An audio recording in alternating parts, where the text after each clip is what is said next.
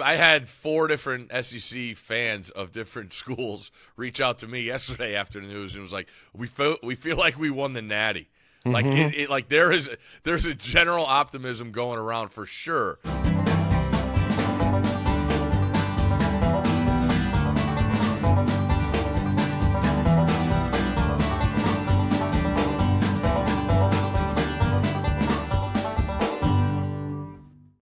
Steve, does this Yes. mean I'm not sending my kid to Alabama?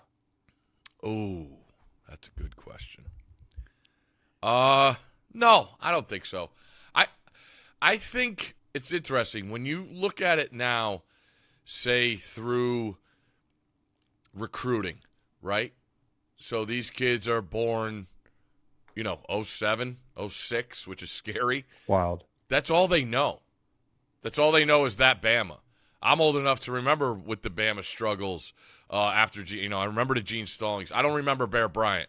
I remember Gene Stallings getting the job, winning the title, beating Miami, which was an astronomical win because Bama had been so long, and then Miami was the team of the decade, and then 93 Bama takes them down, and then there's just some off years. And the other problem was Auburn had some really good teams while they were going through turmoil in those 90s. So when you get to this facet, I don't think what he did to that school and the expectation he raised it to isn't fair for the next guy. And that's the problem, is that these people are just going to be like, well, Nick did this and Nick did that. Well, that's gone and past. So yes, I do believe it's a top 5 job in the sport, if not the best. And it will it's fascinating to see who gets it. I thought it was Lanning's if he wanted it, and now he says no. So it's a domino effect to me. Hey, hold on. Hey. Speak up, fire away. Dead or alive? Gene Stallings. Dead. Alive. 88 years old. Wow. Good Alive. for him. Good for him. Better hairline than any of us. Well, maybe Gene Stallings comes back. Maybe Gene Stallings. Maybe. So here's my question. Who could replace Nick? I mean, like, how many, and another part of the question is how many schools out there, if Nick changed his mind today and was like, I want to keep coaching, how many schools are keeping their coaches? 0. Including Kirby Smart. Yeah, maybe Kirby. No, it's his alma mater, Kirby. Yeah. State. So the point is the guy can still coach the Yes. whole thing, obviously. Kevin Clark shared a video of Nick and was like, I love this quote from Nick. And he was talking about being the tiger, so to Beast. speak. The beast. Being the beast. People want to be the tiger. He said the tiger. They brought in his tiger. It takes up the whole screen. Mm-hmm. Everybody in the room wants to be the tiger. This tiger on the screen. And he says, most people want to be the tiger but don't want to do what the beast do. Mm-hmm. And I think that's really true. I also think that in today's landscape of college football, Nick Saban woke up after losing that game and said, like, I don't know that I have what it takes, because I know exactly what it took for me to put everything into this over the last couple decades to build this program. I don't know if I have what it takes at this age with my level of motivation. Even if it's at a 95%, his 95% is better than most people, but he holds himself to a higher standard. I think the landscape has changed to where it's harder to be that tiger now. And I think it's okay to say, hey, like, that was a different era that Nick dominated, and maybe he'd still be great in this era, but he could read the tea leaves and say it's just not going to be as easy. Yes, and I think it's accelerated with the portal, Chris. When you talk about guys that go and coach there, it's his offense, it's his defense, and you learn it.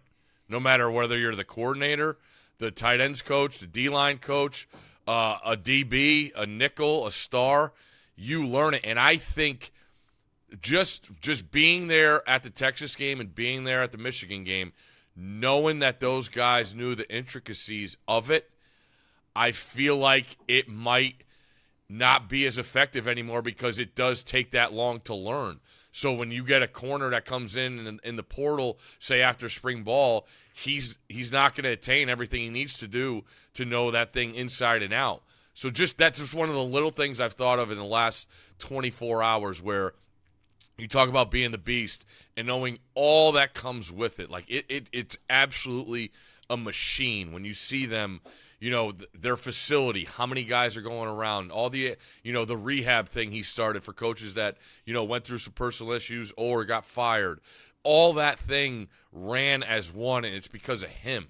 He didn't call the plays on defense. He didn't call the plays on offense, but they were both his. Yeah. So in its totality, I don't see it ever being done. I really Ever again. don't. Not No. in today's college football. Yeah. No. It's just there was some things instilled at the beginning that carried over, and then what you get from that is seeing how beloved he was by his early players. Had the struggles early on, and they'd be able to bring those guys back and say, "Hey, listen to coach. This is the right move. If he tells you you should think about going pro, you got to think about it. He's not gonna tell you right from the wrong thing to do. He's in it for you. It's a part of this family, and it's never seen anybody like it. It's a bit of a power vacuum, right? Yep. And I wonder, does that power get, when you look at that conference or college football elites, does that power get absorbed by some other single team that's already powerful, or can it be, up for grabs for a lot more teams? The places that they recruit, you already see guys decommitting as a result of him leaving, and obviously it's still an attractive job. But is there something that other teams that are just teams at this point, can they be like, hey, we can occupy some of this space that he's leaving, this crater? Well, if you go by fan, I had 4 different SEC fans of different schools reach out to me yesterday after the news, and it was like, we feel like we won the Natty. Like like there's a general optimism going around for sure. Now, what changes? I don't know. He said he's going to be part of the restructure and help out, with the change. I don't know what all that means. Does he meet with the guy for one day, or is he come around? Is his cell phone always on for the new head coach? That's what it is. But look at the realignment. Who's coming in? A year that Missouri had. A team in Florida that really struggled in the last, in this demise, or I shouldn't say, in this rise of Alabama. They were on top before Bama took it. I think everybody sees an opportunity right now. Now, is it real? I'm not sure. I think Bama still has a plenty good roster, but there is a sense of optimism out there for sure around the conference. Do you think the pluses of the job outweigh the not wanting to follow a legend? Yes. Okay. Because there's only one in Alabama, and the way coaches are, they are a different breed. You see guys that, Chris, you see guys that stopped playing and went right into coaching. You see guys that stopped playing are like, I'm out. I'm done. I'm fried. I don't want to be a part of it. I'll maybe be an analyst for a network somewhere, or I just want to watch the games and start up my own thing. So in that regard, there will be people that say, I want this opportunity. Right. I want this pressure. And that's what makes the great coaches great. So I do expect there to be there has to be a list at the door that want this opportunity. I mean, you think about some other dynasties or like college football dynasties. I think it'd be interesting to look back and see, because today, waking up, you say Bama will always be Bama. And it's the same can be said for Miami or Florida State or USC, but there are ebbs and flows. Yeah, Mike DeBose, Dennis Franchione, Mike Price, Mike Shula. Those were the guys that followed Gene Stallings before they got back to Nick Saban. A few guys who have followed the legend, Jim Tressel with John Cooper, Tom Osborne with Bob Devaney, Head Natties, Chip Kelly with Mike Bellotti, Brett Bielema with Barry Alvarez. It can be done, but the list is longer of the guys who couldn't fail after following legend. Franchione left Bama to go to A&M, and their fan base was fine with it. Think about that. Yeah. All right, well, how about the team that beat Bama, Michigan? Because I almost feel like it's a foregone conclusion that Jim's gone. I think most people share that sentiment. Mm-hmm. Who's the guy who could stick the landing on replacing him up there? It feels like less of a tall task, especially because now a Michigan fan base. I talked to Rich Eisen the other day, and I don't mean to minimize what they've done. It's a huge deal, but relative to the expectations of Bama, I feel like now Michigan fans, this guy's going to get more leeway because you're in a good mood coming off, going into the college football playoffs a couple years in a row, and getting a chance this year to actually win the thing, I feel like that actually helps the next guy. The heat's off a little bit, and that's a different fan base. So can the next guy successfully follow Harbaugh, and who do you think it would be? I think it's Sharon Moore, the offensive coordinator. Mm-hmm. I really do. Look at what he did and be the face of the program in their two biggest instances this year at Penn State and the Ohio State game. They didn't lose a beat. Yeah. And that was quite impressive. Being at the last two games, or three of the last four games, you see his persona. Every guy on the team comes up to him pregame. His energy, he runs out with the O-line and does a little pregame thing that's really cool. I think guys gravitate towards him, and I think, guys, the 4-year, 5th-year guys, it was done at COVID. They don't play the Ohio State game. They're 2-4, I believe, and then Harbaugh says, we're rolling up the sleeves. We're going back to what we did at Stanford, and we're going to win with bully ball. And Sharon was the face of that, instilling that in the offensive line. Think about what they did with the offensive line that won the Joe Moore Award last year, and bringing 3 transfers, 2 from Stanford, no big deal. No big deal. And dominate the big boys and winning a national title. That's real stuff to me, and that stuff resonates with guys that are at practice every day. So I would think he is the man. Going back to Bama for a second, cultural fit for the next guy, do you think it has to be a guy that's been there, been in the SEC? Like Lane Kiffin's name I've seen brought up. Then there's guys like DeBoer, who you really like, and I like him from watching this Washington team play, but he has no cultural tie to the SEC. There's also Dabo. Like, who do you think realistically jumps at this job, and do you think they're worried about the SEC tie-in or the Bama history? A couple things. We've talked about this at the pro level. I can't do the hot coordinator anymore. I think you need I forgot what job we talked about where you said you needed. I needed a head coach to come in here, and this guy's going to be a verified head coach. I look at Mike Norvell, all that's going on at Florida State, like that. If I'm him, I'm jumping at the opportunity now. The idea in all this backlash of the playoff that Florida State's going to lose their can't head coach beat them, join them. That would be just as college football as it gets. So I think now, like I said, now that Lanning's out, I would think it's Mike Norvell. I think the contract is doable as far as buyout goes. But yeah, I think it's got to be a head coach. I think it's got to have some experience recruiting in the South. With so much turnover in the conference alone, I don't feel like an SEC, having 10 years as an SEC assistant is a must. But just the idea of playing, at a brand name, I think is a huge factor, and that's why I think it moves to Norvell. I think Dabo doesn't get a call, and I think he acts like he turned it down. Well, it's just the greatest wish of his entire life to get that phone call. That would be hilarious if he doesn't get the call. And also paint this picture, 66-year-old Dabo Sweeney's recruiting Waylon Long. We're not going to Tuscaloosa. We're not going to T-Town. But if it's Mike Norvell, and I also think there's something, maybe it's obvious to a lot of people, but, for Norvell, you just did what you did. And I know the quarterback got hurt, but you're sitting there in the ACC, and you're not Clemson. People aren't going to take you as seriously as some of these programs until you really prove it out. And the playoff is expanding, and you could slide in the next one. But it just becomes, with what happened this year, you're like, do I really want to stick around? And best case scenario, there's always an outside chance that they don't take us seriously. And, like for a guy like Mike, I would look hard at Bama. What about Sark? I think Sark is instilled at, it's funny. I thought Michigan really needed to win. To win a national title, having this only split one in my lifetime. I think the other solo one was 48. I thought, they say Texas is the best job in the sport, but there wasn't really a lot of success in it. There's not a lot of national titles, but we've all been there. You've seen it. And Sark to be able to get that team to the playoff on top of going to the SEC now, I feel like he is pretty comfortable, and I don't. He left UW to go to SC. Remember that? Yeah. And I didn't know if that was the right move, because I still think the world of the UW job. But I think he has everything he wants in Austin, and he doesn't have that shadow. Yeah, there's one thing he doesn't have in Austin that you get in T-Town, which is quality of life, like the city you live in.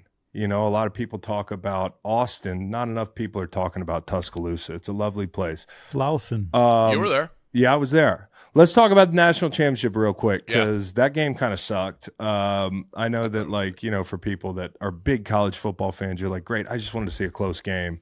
And for a while, Washington made it close, but Penix looked a lot different than he did. You told me going in, number one, you know, like I'm on the under, so I took your advice, took the under, and you told me, hey, it's going to be hard for Penix to look the same way. Yes. And he did not.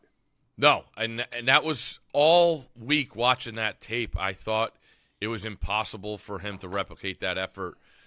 One, because he was absolutely incredible against Texas, and to Texas' point, I think they just ran into one. Him on an unbelievable night, and I said it for, you know, the totality of Michigan and what they bring to the table defensively. They bring the fight. You know, you saw that in the Rose Bowl against Bama. That first series, they run a couple simulated pressures. They got Bama's O-line on their heels. And I wondered if Washington could hang around to withstand that, because there's a tenaciousness with Michigan that doesn't end because they play 9 guys up front. And I thought Washington did a great job weathering the storm. Then you get to the second half. I mean, it's there for the taking. It's a one-possession game. You start the second half with a pick. You overcome that. You get the phantom hold on the 30-yard Odunze catch. That comes back. And then I thought the ultimate crux was the drop by Nixon, the back out of the backfield on the wheel route. That's a one-possession game. That's a 20-plus yard splash play, and you're going in to tie the game, and he drops it. That's where you start to feel the dam break. And Michigan gets the ball, the huge play to Colston. They go in. Washington still has an outside chance. They go all the way down the field, and then the Sainer still pick that gets returned to the 3-yard line. Those are just backbreakers, and you can't have them. But, again, it's to the pressure that Michigan puts on you. If Harbaugh does go to the pros, I got to think that he's bringing Minter to D.C. with him. I thought he was absolutely fantastic in the biggest moments of the season as a defensive play caller. So it went in a year where things didn't go well with the picks on game day. I felt as good as ever about nailing that game because it really went to the way I thought it would go. Chris, you like tattoos? Yeah. Jim's going to get one to commemorate 15-0, he says. What would you get? Where would it be? Michigan. A Michigan tattoo. I think it would probably be the M. Just a simple M, because they got a nice block letter there. I think a Wolverine, people are like, is that a badger? Like, what you got on your arm there?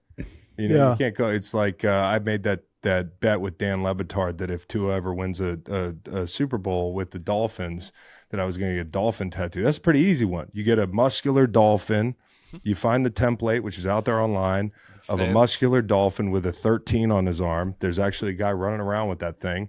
And then you just change it to Tua's number. But it's a lot more complicated when it comes to a Wolverine. You could do, like, it doesn't have to be Michigan related per se. It could be several, like, stallions all over his body. Stallions. You got it. Stop. Stop what? Stop.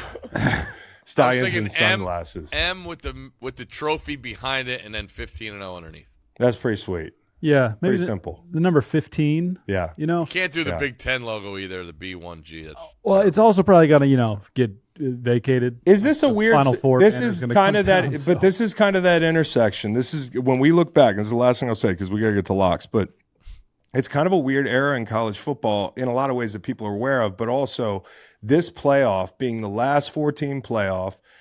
Landing squarely in that time period where people are trying to figure NIL out, trying to figure the transfer portal out. Bama's down a little bit. I'm not taking anything away from Michigan. Georgia's not in the playoff.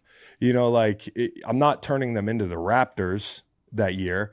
But what I am saying is, like, they had their opportunity and they took it. And who knows what it's like from here on out. Post Harbaugh, bigger playoff. There's a whole lot of factors. I'm not sure. From Ohio State coming back. Mike Vrabel at Ohio State. Mike Vrabel in Foxborough. I think that's where he's going. Kalen DeBoer in Ann Arbor. Ooh, I like Kalen DeBoer. That Oh, guy, oh, by do the ya? way. 104-12 Okay. is his head coaching record. Oh, he did a lot of that at like a Sac State. Hey. Okay. Vrabel Steve. to the Commanders? No? No, I like Vrabel to New England. I just do. I think they're going to try to stay in-house. But, all right, let's talk about locks. There are a lot of pro football teams still playing.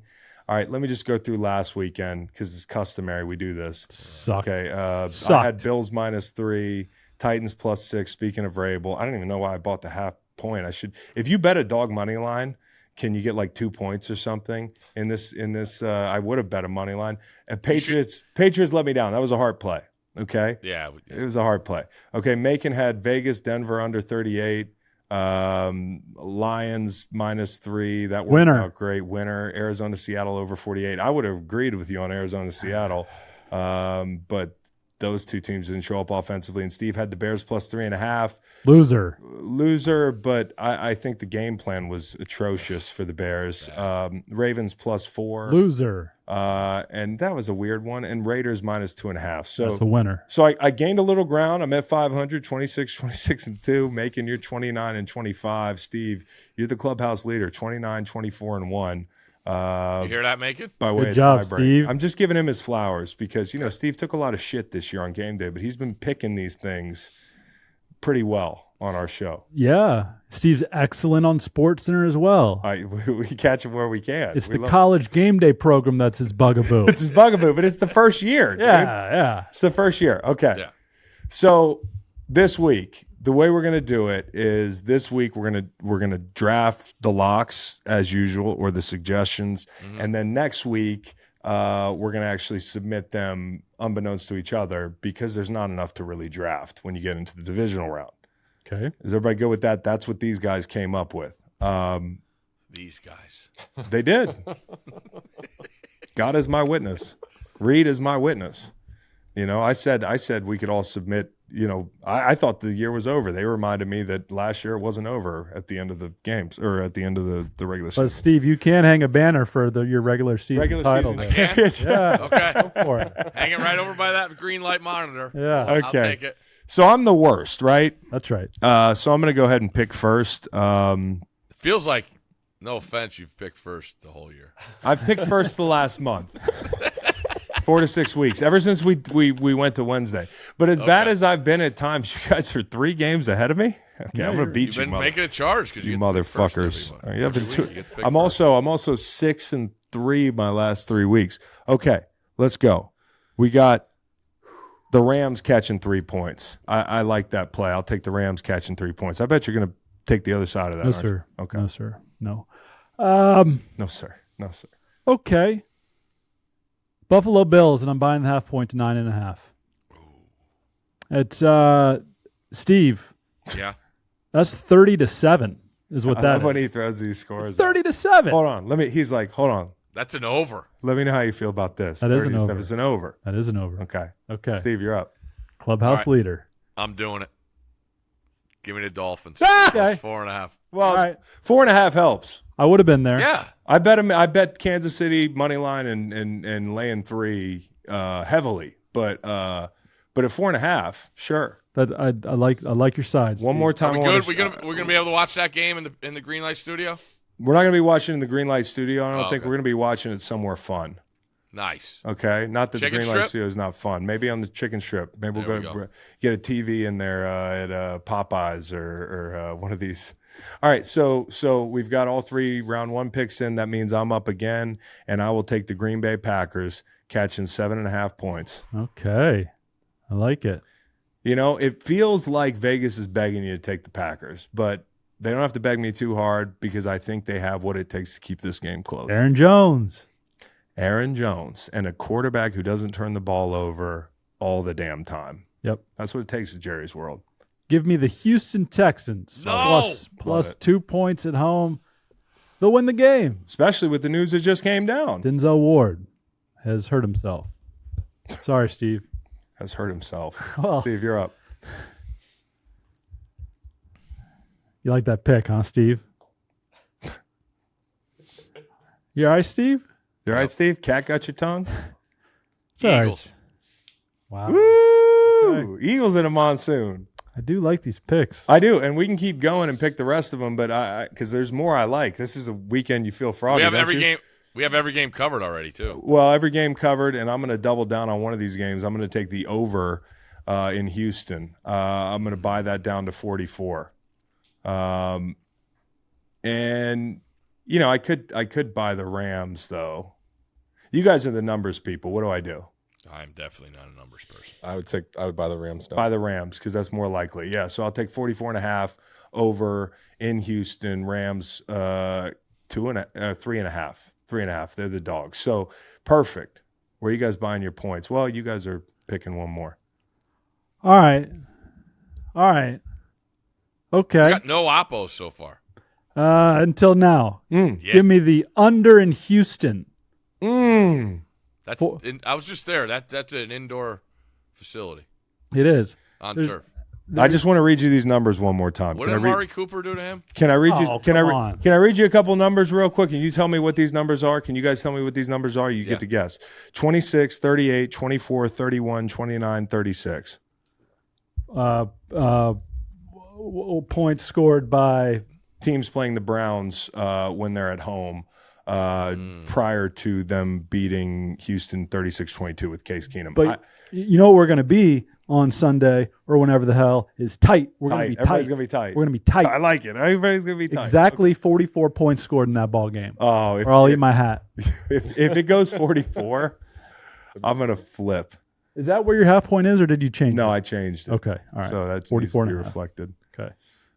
Last pick, Steve. It's either the under in the Dolphins Chiefs or Steelers Bills. Okay, can I tell you something? Sure. They're both great. Mm. And that's coming from The Undertaker. Mm. I'm going to go under in the Bills.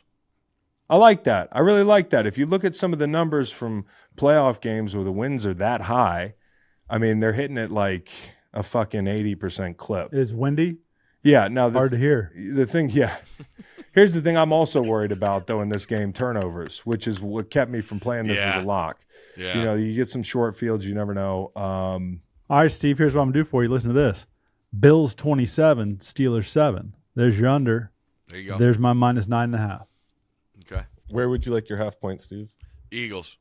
Gotcha.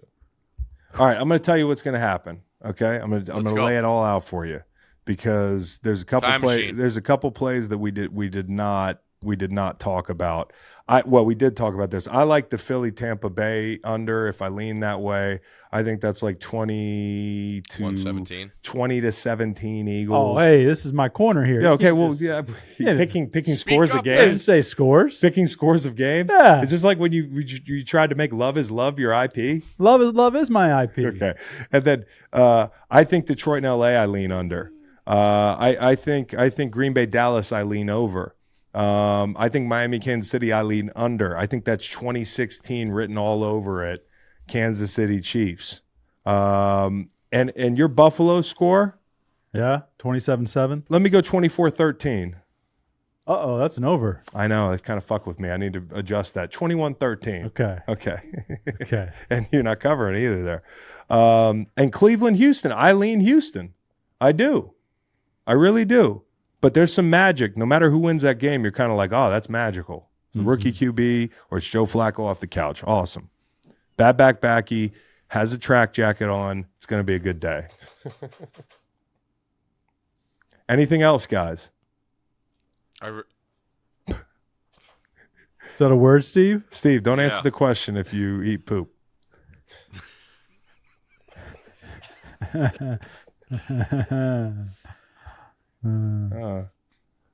Called the shit poop. All right, man. Anything else? Virginia at Wake Forest this weekend. Oh, I've been killing it on the college basketball stuff. Big shout out to Tommy Budakon.